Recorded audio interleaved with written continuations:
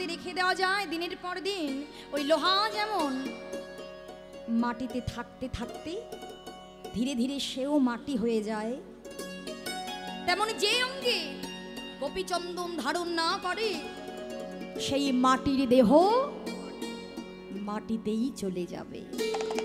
কৃষ্ণ ভজন বিহীন হয়ে তার মানব জন্মে কোনো কাজ নেই।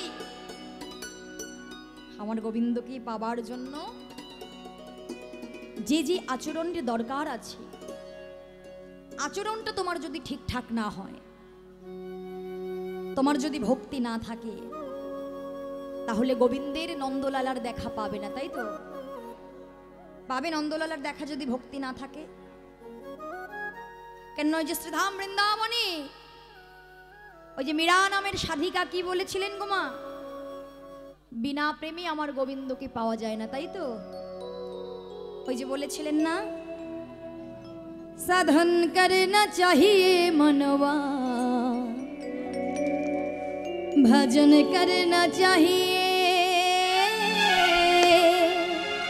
साधन करना चाहिए रे मनवा, भजन करना चाहिए। अरे साधन करना चाहिए मनवा, भजन करना चाहिए। साधन करना चाहिए रे मनवा, भजन करना चाहिए। तुलसी पूजन से हरि मिले तो मैं पूजो तुलसी झाड़, तुलसी पूजन से हरि मिले तो मैं पूजो तुलसी झाड़।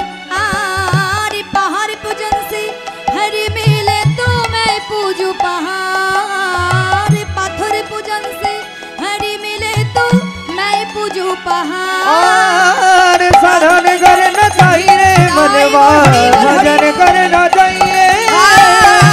साधन करना चाहिए मनवा, भजन करना चाहिए। साधन करना चाहिए मनवा, भजन करना चाहिए। কি বলছে মামিরা? তুলসী পূজন সে হরি মিলে তো मैं पूजो तुलसी झाड़। তুলসী পূজন করলে যদি হরির দেখা পাওয়া যেত, ভক্তি ছাড়া যদি তুলসী পূজন করলে শুধু হরির দেখা পাওয়া যেত, তাহলে আমি একেবারে তুলসী ঝাড় বানিয়ে দেব, পূজন করব, তো হরি আমায় দেখা দিক। তো দেখা দেবে? দেবে গো? দেবে না। তাহলে ঠিক আছে, পাথর পূজন সে হরি মিলে তো मैं पूजो पहाड़। তা পাথরকে পূজা করলে যদি হরির দেখা পাওয়া যেত, তাহলে আমি পূজা করব পাহাড়, কি হরি আমায় দেখা দেবে? দেখা দেবে না। আবার কি বলছে দেখো, त्रिनभकन से हरि मिले तो बहुत मिल जाए आजा। त्रिनभकन से हरि मिले तो बहुत आजा। त्रिनभकन से हरि मिले तो बहुत मिल जाए आजा। त्रिनभकन से हरि मिले तो बहुत आजा।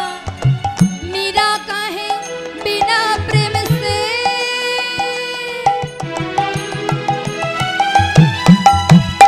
नहीं मिली नंदलाला। मीरा कहे बिना प्रेम से नहीं मिले नंदलाला।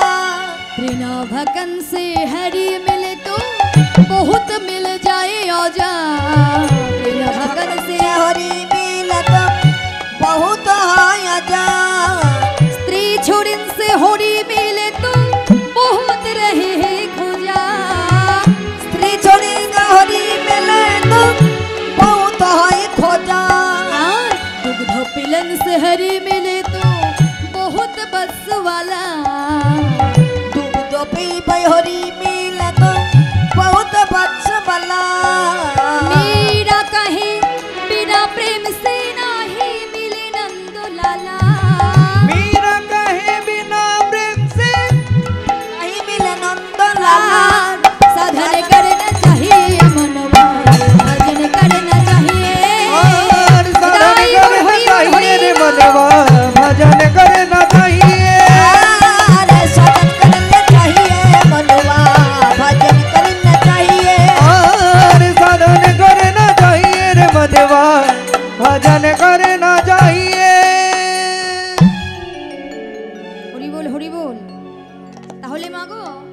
বলছে যদি তৃণা ভাকান্স অর্থাৎ ঘাস খেলে যদি হরির দেখা পাওয়া যেত, তাহলে ওই যে ছাগলেরা পেত, তাই না? যদি স্ত্রী ছোড়েন সে হরি মিলে তো, বিয়ে না করলে যদি হরির দেখা পাওয়া যেত, তাহলে কারা পেত? না নপুংসকেরা পেত। দুগ্ধ পিবন সে হরি মিলে তো, অর্থাৎ দুধ খেলে যদি হরির দেখা পাওয়া যেত, তাহলে আগে ওই গরুর বাছুরেরাই পেত। মেরা কাহে বিনা প্রেম সে নাহি মিলে নন্দলালা। যদি প্রেম না থাকে, প্রেম ছাড়া আমার ভগবানকে পাওয়া যায় না, প্রেম ছাড়া নন্দলালাকে পাওয়া যায় না। তুমি যাই করো না কেন, ভক্তি যদি না থাকে, প্রেম যদি না থাকে, তুমি নন্দলালাকে কখনোই পাবে না। আহা, তাই তো মা, বিনা প্রেমে গোবিন্দকে পাওয়া যায় না, আর বিনা ভক্তিতেও আমার গোবিন্দকে পাওয়া যায় না। তাই তো গোবিন্দকে পাওয়ার জন্য যুগ যুগ ধরে আজ যোগী মুনি ঋষিগণ, বিশ্ব সংসারের জীবগণ ধ্যান করে, তপস্যা করে, যাগ যজ্ঞ করে, কত কিছুর দ্বারা ভগবানকে আরাধনা করে, তাই না মা? কত কিছুর দ্বারা ভগবানকে আরাধনা করে, কিন্তু ওই জ্ঞানত অজ্ঞানত কর্ম করতে করতে যদি কর্মটা ভুল হয়ে যায়, কেননা আমাদের মতো জীব যতদিন থাকে অর্থ, বিত্ত, শক্তি, সামর্থ্য, প্রতিপত্তি, দেখবেন আমাদের মতো জীব কেউ ভগবানকে স্মরণ করে না। যতদিন থাকবে অর্থ, প্রতিপত্তি, শক্তি, সামর্থ্য, কেননা শাস্ত্র বলছে এই যে তুমি কৃষ্ণ নাম, কৃষ্ণ কৃষ্ণ নাম তুমি যতবার শ্রবণ করবে, কৃষ্ণ তোমার ওই শ্রুতিমূল থেকে তোমার এই হৃদয়ে কৃষ্ণ প্রবেশ করবে। কিন্তু মাগো, এতবার তো কৃষ্ণ নাম শ্রবণ করছি, এতবার কৃষ্ণ প্রবেশ করছে, আচ্ছা কেউ কি আমরা অনুভব করতে পেরেছি যে কৃষ্ণ হৃদয়ে আছে, কৃষ্ণ হৃদয়ে প্রবেশ করছে? বুঝতে পারছি মা, বুঝতে পারছি না। কেন? আমরা যে ঘুমিয়ে আছি, আমরা যে ঘুমিয়ে আছি, এর জন্যই আমরা বুঝতে পারছি না। তাহলে আমাদেরকে কি করতে হবে? চলে যেতে হবে ওই জেগে থাকা মানুষগুলোর কাছে। কারা জেগে আছে? না জয় জয় শ্রী গুরু প্রেম ও কল্পতরু, সেই গুরুদেব গো, সেই পরম গুরুদেব। যদি গুরুদেবের চরণে আশ্রয় নিতে পারি, গুরু কৃপা যদি লাভ হয়, সেই গুরুদেবই পারে। কেননা গুরুদেবের সঙ্গে আমার ভগবানের আদান প্রদান হয় গো। একমাত্র গুরুদেবই পারেন, যিনি আমাদের এই অন্ধকারাচ্ছন্ন থেকে, অন্ধকারের পথ থেকে চুলের মুঠি ধরে টেনে এনে ওই আলোর পথ দেখাতে, ভগবানকে চেনাতে, তিনি একমাত্র পারেন। গুরু কৃপা লাভ না হলে সম্ভব নয়। তাই সময় মতো সাধন ভজন করতে হয়, কিন্তু সময় মতো তো আমাদের মতো জীব নাম করে না। আমাদের মতো জীব যতদিন পর্যন্ত পাশে সবাইকে পাবে, সংসারের জীবগণকে পাবে, ততক্ষণ পর্যন্ত ভগবানকে ডাকে না। আর অনেকেই ভাবে যে হরিনাম করার উপযুক্ত সময় হলো, বয়স হলো বৃদ্ধকাল, শিশুকাল থেকেই কি হরিনাম করবে?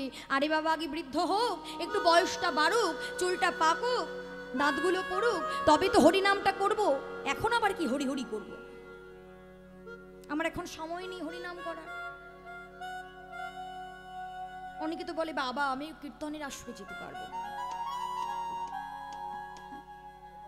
আমি কীর্তনের আসরে যেতে পারবো না, এখনই কি কীর্তন শুনবো বাবা? সময় হয় না। সময়টা কবে হবে গো? চিন্তা করে দেখো তো, যখন তুমি ধরাধামে এসেছিলে, এই ভব মাঝে এসেছিলে, ভগবান যে সুস্থ দেহটা দিয়ে তোমাকে পাঠিয়েছিল, সাধন ভজন করার জন্য তোমাকে পাঠিয়েছিল, সুন্দর দেহটা নিয়ে মায়ার সংসারে থাকতে থাকতে থাকতে থাকতে সময়টা নষ্ট করে দিলাম, বৃদ্ধ হয়ে গেলাম, জরাজীর্ণ হয়ে গেল দেহটা, তখন তুমি ভগবানের চরণে নিজেকে সমর্পণ করছো। সুস্থ দেহটা দিয়ে ভগবান পাঠালো নাম করতে, তুমি তখন করলে না। আর যখন তুমি জরাজীর্ণ হয়ে যাবে তখন তুমি কি করে ভাবলে ভগবান তোমায় গ্রহণ করবে? গ্রহণ করবে না। কি করে গ্রহণ করবে? ভজনা না করলে ভগবানকে পাওয়া যাবে না মা। সাধন ভজনের দরকার আছে। বৃদ্ধ বয়সে আমি যদি ভাবি আমি ভগবানকে সেবা দেব, ভগবানকে ডাকবো, হবে না। কি করে হবে? বৃদ্ধ বয়সে অঙ্গটা থরথর করে কাঁপবে, চোখে আমি ভালো দেখতে পাবো না। তখন যদি ভাবি আমি একটা মালা গেঁথে আমার গোবিন্দের গলায় পরাবো, মালাটা গাঁদবো কি করে? আমাদের তো সর্বাঙ্গটা কাঁপবে, মালাটা গাঁদবো কি করে? নিজের হাতে মালা গেঁথে আর সেবায় লাগা যাবে না। যদি ভাবি বৃদ্ধ বয়সে যখন নয়নে দেখতে পাবো না, আমার গোবিন্দের চরণে একটি তুলসী পাতা নিবেদন করব, নয়নে তো দেখতে পাবো না। কোথায় চরণটা? চরণটা আমায় খুঁজতে হবে, কোথায় চরণ? দাঁতগুলো যখন পড়ে যাবে, হরিবোল হরিবোল যে বলবো, হরিবোল আর উচ্চারণ হবে না, হবে হবিবল। হবিবল।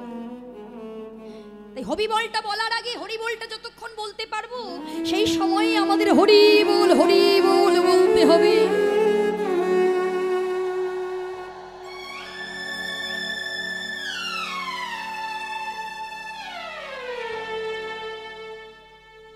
কর্ম না করলে কিচ্ছু হবে না মা। এমন কর্ম তুমি জীবনে করো, সারা জীবন ওই সংসারের মধ্য থেকে যে কর্ম করে চলেছ, সবাই আমরা কম বেশি ভগবানের চরণে প্রতিনিয়ত অপরাধ করে চলেছি গো, তাই না?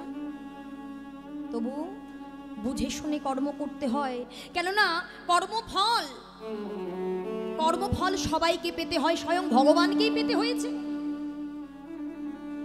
আর আমরা তো নিমিত্ত মাত্র মা, সাধারণ জীব আমরা, কর্মফল কেউ এড়াতে পারবো না।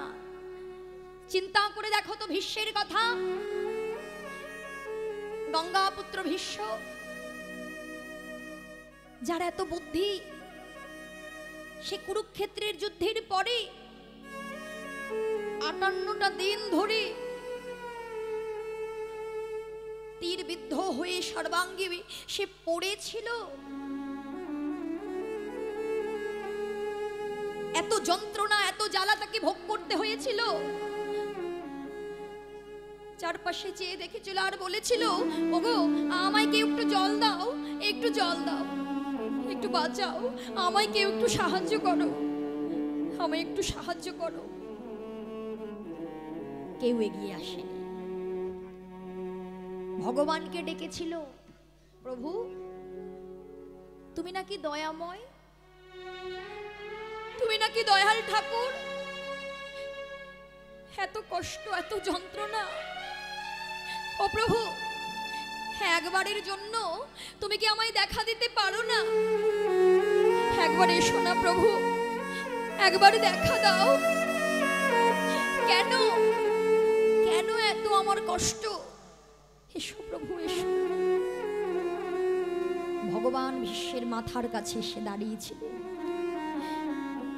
আর ভীষ্ম ভগবানকে দর্শন করে বলেছিল, ও প্রভু দয়াময়, যুগ যুগ ধরে কত যোগী মুনি ঋষি তোমার সাধনা করে, যাগযজ্ঞ করছে তোমাকে দেখবে বলে, কিন্তু আজকে আমার এমনই ভাগ্য, এমনই আমি হতভাগা। আমি গিয়ে একটু যে তোমার চরণটা ধৌত করে দেব নয়নে জলে, আমি যে তোমায় সেবা দেব, আমি ছুটে গিয়ে তোমার চরণ দুটো জড়ায় ধরতে পারছি না। বলো প্রভু বলো, কেন আমি পারছি না? কেন আমায় এত জ্বালা, এত কষ্ট আমায় ভোগ করতে হচ্ছে? বলো দয়াময়, বলো। ভগবান বললেন, ভীষ্ম, এটা হলো তোমার কর্মের ফল। কর্মের ফল? কি কর্মের ফল আমার? আমি তো জানি আমি 7 জন্ম ধরে কোনো পাপ কাজ করিনি। 7 জন্ম আমি কোনো পাপ কাজ করিনি। গঙ্গার পুত্র ভীষ্ম, আমি পবিত্র। আমি 7 জন্ম কোনো পাপ করিনি। তাহলে কোন পাপের ফল আমায় ভোগ করতে হচ্ছে? দয়াময় তুমি বলো। ভগবান বললেন, ভীষ্ম, তুমি জানো তুমি 7 জন্ম কোনো পাপ করনি, কিন্তু তুমি কি এটা জানো 8ম জন্মে তুমি কি কর্ম করেছিলে? তোমার কি মনে আছে সে কথা? না দয়াময়, আমার তো 8ম জন্মের কথা মনে নেই। কি করেছিলাম আমি? কিসের ফল আমায় ভোগ করতে হচ্ছে আমাকে বলো। শোনো ভীষ্ম, 8ম জন্মে তুমি ছিলে রাজকুমার। তুমি এতটা দাম্ভিক ছিলে, তোমার এতটাই অহংকার ছিল। একদিন তুমি রথে করে যাচ্ছিলে বনের মধ্য দিয়ে, সামনে পড়েছিল একটি সাপ। ওই সাপটিকে তুমি একটা বড় লাঠি দিয়ে ওটাকে মেরে মেরে তুমি ক্ষতবিক্ষত করেছিলে। ইগো মা, এমন ভুলটা তো আমরাও করি, তাই না? কেউ কি ভেবে দেখি পাপ ছাড়ে না বাপকে, এর ফলটা একদিন আমাদেরকেও ভোগ করতে হবে? ভেবে দেখি না। তুমি সাপটাকে লাঠি দিয়ে মেরে মেরে তুমি ক্ষতবিক্ষত করেছিলে, তখনও তার প্রাণটা চলে যায়নি। আর মেরে মেরে ক্ষতবিক্ষত করে ওই লাঠি দিয়ে ধরে তুমি একেবারে জঙ্গলের দিকে ছুঁড়ে মেরেছিলে। আর সাপটা গিয়ে পড়েছিল ওই কাঁটার ঝোপের মধ্যে। কাঁটার ঝোপের মধ্যে পড়েছিল। আর যখনই ক্ষতবিক্ষত দেহটা নিয়ে যখনই সে বেরোতে যাচ্ছে, ততবার ওই কাঁটাগুলো তার অঙ্গকে আরো ক্ষতবিক্ষত করেছে। ক্ষতবিক্ষত করেছিল 58টা দিন ধরে সে ওখানে ওই জ্বালা যন্ত্রণা ভোগ করেছিল। আরো বলেছিল, দয়াময়, আজকে আমার এই জন্য, আজকে যে আমার এমন অবস্থা, এর জন্য যে দায়ী, তুমি এর বিচার করো প্রভু। তুমি যদি সত্যি থেকে থাকো, তুমি এর বিচার করো। সেই কর্মের ফল তোমাকে ভোগ করতে হচ্ছে। কর্মফল প্রত্যেকটা জীবকে ভোগ করতে হবে মা। ভালো কর্ম করলে ভালো ফল। আর যদি আমরা যদি অজান্তে করে থাকি সেটা এক ব্যাপার, কিন্তু জেনে বুঝে যদি পাপ কর্ম করি, তাহলে তার থেকে আমাদের কোনো মুক্তি নেই, কোনো মুক্তি নেই। এর জন্যই তো কলিযুগের বিধান, শুধু হরিনাম করো, যে যাই করো না কেন হরিনাম করো। একমাত্র হরিনামের রূপে সুধার দ্বারা তোমরা সবাই ভব সমুদ্র পারাপার হয়ে যাবে। তাই গৌর হরি।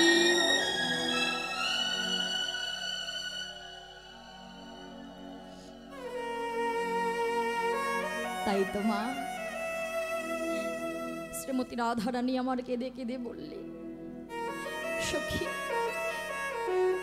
এত সুন্দর সাধন ভজন যোগ্য দেহ পেয়ে রে আমার সাধন ভজন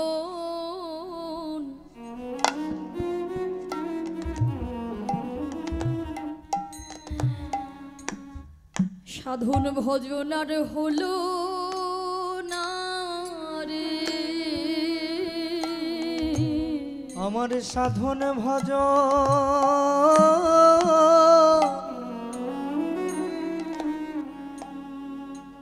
ভজন হলো না রে। আমার সাধন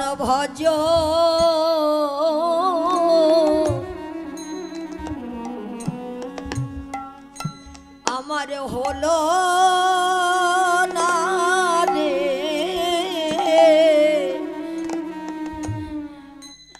আমার যে কৃষ্ণ সেবা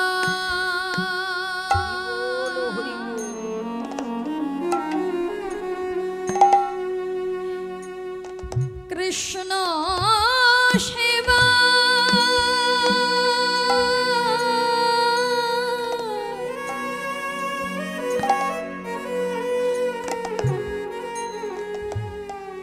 ওরে সখী রে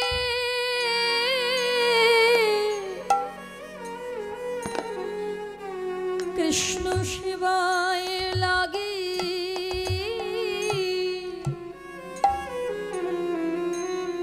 আমি লাগিলাম না আমার সাধন ভজ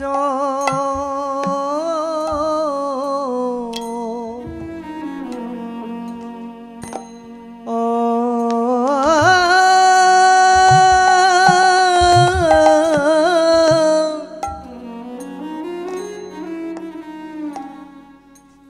আমারে হলো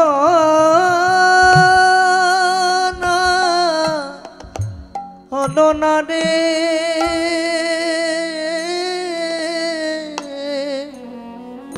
বলে না সখী আমার আমি কি করিতে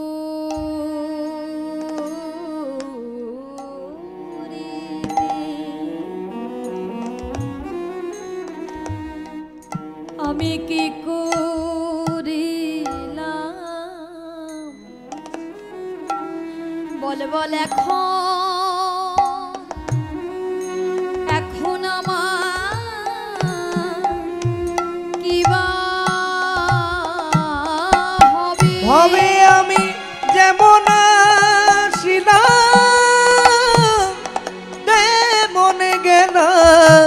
বলে এখন আমার কিবা হবে।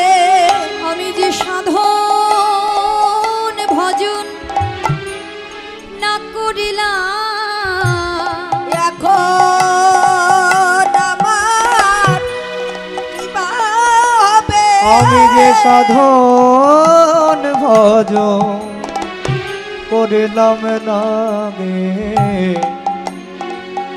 এখন আমার কিবা হবে। আমি যে সাধন ভজন করিলাম না রে। পরিণামে আমার কিবা হবে। আমার আশা যাওয়া সার হইল পরিণামে কিবা হবে। আমি কি করিতে কি করিলাম আমার সাধনে ভজন হলো না রে। এখন আমার কিবা হবে সাধন ভজন হলো না রে। ওরে আমি কি করিতে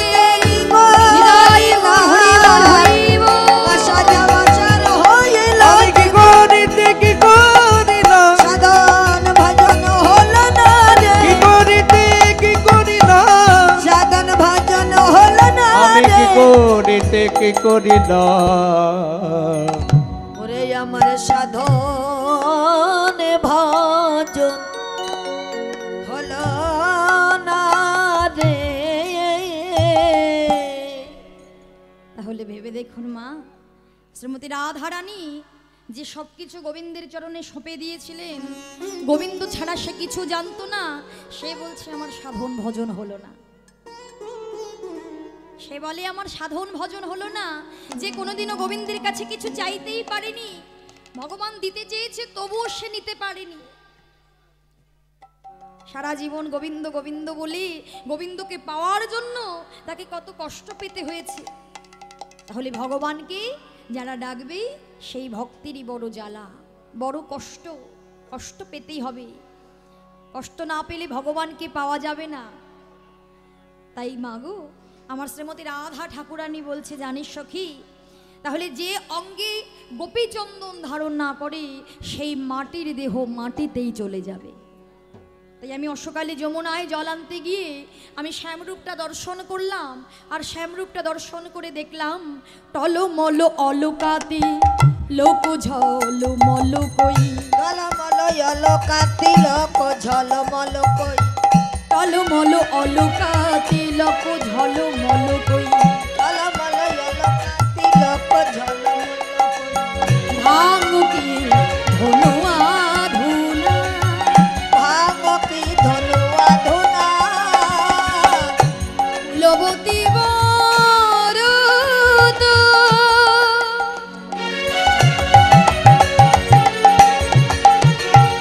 বিমোচন লোচন, কুলবতী বরদ বিমোচন লোচন, বিষম কুসুম সরবা, বিষম কুসুম সরবা, বান্ধুলি বন্ধু অধরে মধু মাখলো, বান্ধলি বন্ধু অধর মধু মাখল, মধুর মধুর মৃদু হাস, মধুর মধুর মৃদু হাস, যৌ ছুয়া মদে মদনে মধু মন্থর, যো ছুয়া মদ মদন মদ মন্থর, ধন তুহি গোবিন্দ ধন তুহি গোবিন্দ। দেখ দেখ ওই দেখ আমার বধূ হাসে, বধূ হাসে, বধূ হাসে, বধূ হাসে, মধুর মধুর করে বধূ হাসে, মধুর মধুর করে বধূ হাসে, মধুর মধুর করে বধূ হাসে, মধুর মধুর করে বধূ না না বধূ হাসে না চাঁদ হাসে, মধুর মধুর করে বধূ হাসে। বধূ হাসে না চাঁদ হাসে, মধুর মধুর করে বধূ হাসে। বলছে সখী রে, আমি গোবিন্দের রূপটা দর্শন করতে গিয়ে দেখলাম অলকা টলমল করছে, তিলকটা ঝলমল করছে, গোবিন্দের ভুরু দুটি মদনের ধনুকের ন্যায়। তাহা দর্শন করে কত কুলবতী গণের কুলধর্ম বিধ্বস্ত হয় রে। বান, মদনের 5টি ফুলস্বর বান যদি কাউকে নিক্ষেপ করা হয় সে কিন্তু আর প্রাণে বাঁচে না। বান যদি কাউকে নিক্ষেপ করা হয় সে কিন্তু আর প্রাণে বাঁচে না। আর আমার বধূ নয়ন কটাক্ষ ভ্রমর যার দিকে একবার ভঙ্গি করে চেয়ে দেখে সে